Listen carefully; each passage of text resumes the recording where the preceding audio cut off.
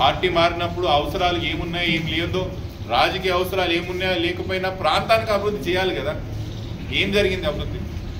ఏం లాభం జరిగింది? అన్నిటికన్నా నాకు కోపం వచ్చే విషయం ఏంటంటే, ఈరోజు నేను ఎందుకు బయటకు వచ్చి ప్రెస్ మీట్ పెట్టాల్సి 3 రోజుల నుంచి నేను మాట్లాడగలుగుతాను.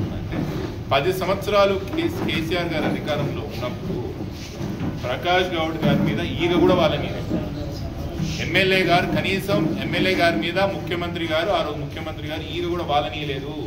మా లాంటి నాయకులను కూడా మీరు నియోజకవర్గం దగ్గర పోవద్దు, ఆయన డిస్టర్బ్ అవుతుంది, మీరు దూరం ఉండండి అని చెప్పడం జరిగింది. మేము ఆ రోజు మా నాయకుడి యొక్క మాట నిజంగా కూడా మేము విస్మరించలేదు. మా నాయకుని విషయం మేము మాట తీయకోకుండా ఈ ఎమ్మెల్యే గారిని కానీ ఆయన వ్యవహారాన్ని కానీ ఎప్పుడు మేము తలదూర్చలేదు. 10 సంవత్సరాలు మొక్కటం లేని మహారాజుగా కేసీఆర్ గారు మిమ్మల్ని చూసుకున్నాడే నియోజకవర్గానికి.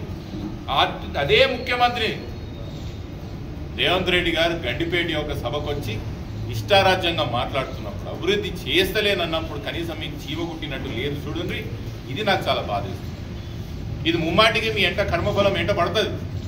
మీకు ఇంత మంచి చేసిన నాయకుడు ఆయనని ఇష్టం వచ్చినట్టు అటు ముఖ్యమంత్రి గారు మాట్లాడుతుంటే, ఎటువంటి అభివృద్ధి చేయలేదని ముఖ్యమంత్రి గారు చెప్తుంటే, ఈరోజు కాళేశ్వరం అని మిగతా అడ్డమైన కేసులని పెట్టి ఏదో విధంగా ఇబ్బంది పెట్టాలని చూస్తుంటే కనీసం చలనం లేదు. చూడండి ప్రకాష్ గౌడ్ గారు, ఇది ముమ్మాటికి ప్రజలు గమనిస్తున్నారు.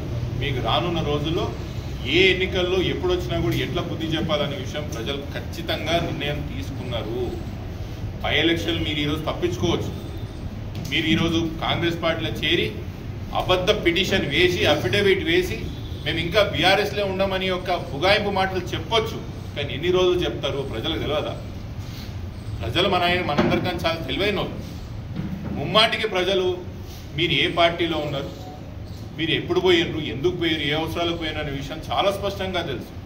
ఇవన్నీ కూడా ప్రజలు రానున్న రోజులు ముమ్మాటికి మీకు బుద్ధి చెప్తారు.